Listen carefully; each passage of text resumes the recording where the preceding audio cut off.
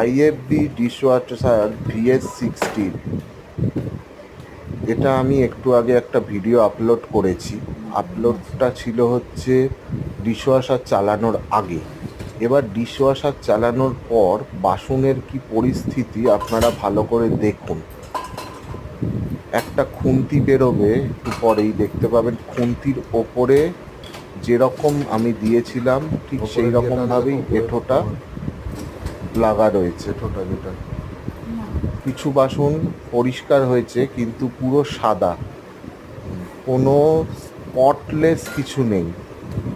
আইএফবিকে বারংবার ফোন করার পরও তারা শুধু টেকনিশিয়ান পাঠাচ্ছে আর বিভিন্ন রকমভাবে আমাদের বোকা বানানোর চেষ্টা করে যাচ্ছে। কিন্তু আমি এই ডিশওয়াশারটা চেঞ্জ করিয়ে ছাড়ব।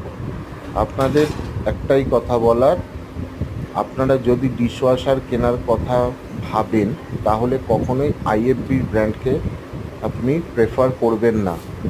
মানে আইএফবি দেখতে যতটা ভালো, তাদের সিস্টেমটা ততটাই খারাপ।